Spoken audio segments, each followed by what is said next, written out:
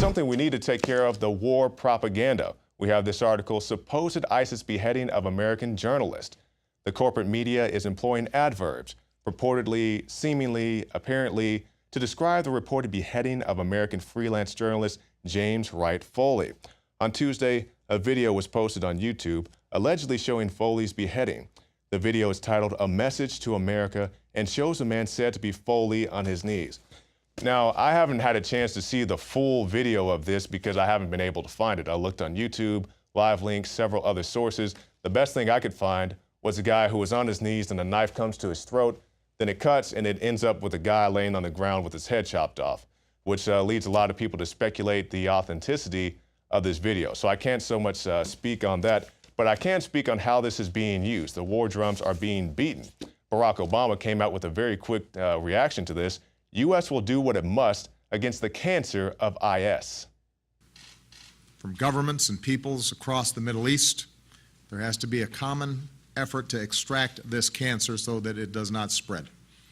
There has to be a clear rejection of these kind of nihilistic ideologies. One thing we can all agree on is that a group like ISIL has no place in the 21st century.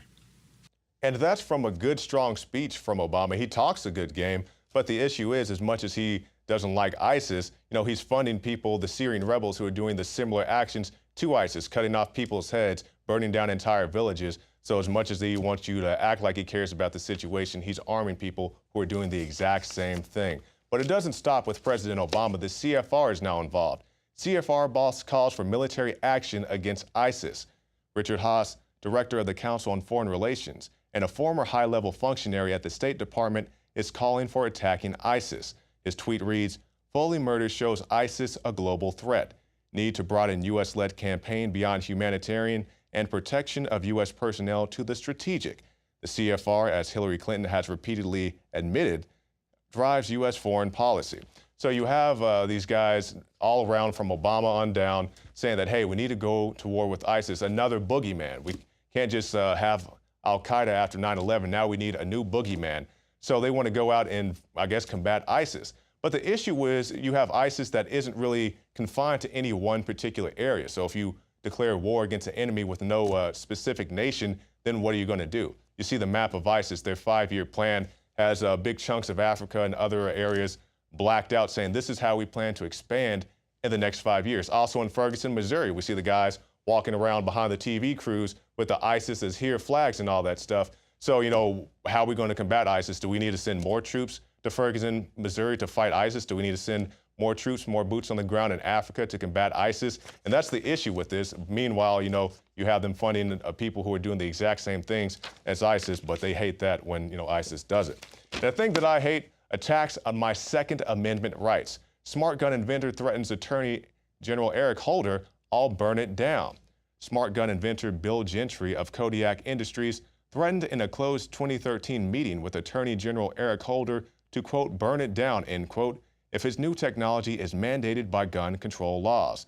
Gentry's IntelliGun includes a patented trigger lock device that can be only unlocked by a fingerprint, much like an iPhone. And while I do respect people, advances in technology, if you want a smart gun, then go get a smart gun. I personally don't want one, and I'm very happy to see this guy come out and say, hey, I don't want this to be mandated across the board. Because just like you think about a cell phone, a cell phone has a kill switch. They have the various technologies where they can burst into your cell phone. Hey, Amber Alert, they kidnapped this little girl, which is very unfortunate, and something you may want to be abreast of. But let's say they put the same technology into a gun. They suspect that a kidnapper is in a certain region. Let's kill everybody's gun in this region so we can go catch the bad guy. Or even the situation in Ferguson. Let's say everybody out there had a smart gun. The police show up, kill everybody's gun. And you say, well, why wouldn't you want people to be unarmed in that situation? Because you have the shop owners out there trying to protect their property. They need their firearm. The people who live in that community, they don't want somebody trying to bust in their house. They need the firearm to protect themselves. So, I'm very much against a mandated smart gun, but if you want one, that's ultimately your business.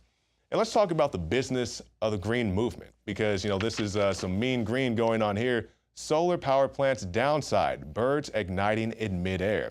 Federal wildlife investigators who visited Bright Source Energy plant last year and watched as birds burned and fell reported an average of one streamer, that's a burning bird, every 2 minutes, are urging California officials to halt the operator's application to build a still larger facility.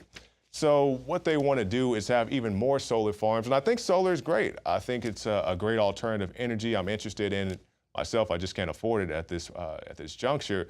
But I think it's a great technology. But if you have these large solar farms killing your birds, just like you have the big wind farms killing the bats, you need to take these things into account, because you can't say I'm doing my part to be green when you're killing off the wildlife. And meanwhile, you're all snooty and you're trendy because you drive around in your Prius, even though it's powered by coal power. You just put the electric socket into it. So just more food for thought. And speaking of food, we're talking about not only the food but the water when we come back after this break.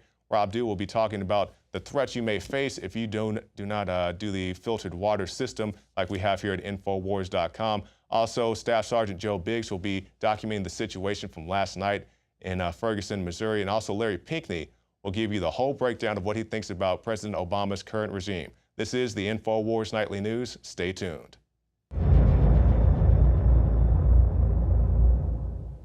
Hi, I'm Dr. Edward Groot. Today I'd like to talk about the war on women. You've experienced and heard about the benefits of super male vitality.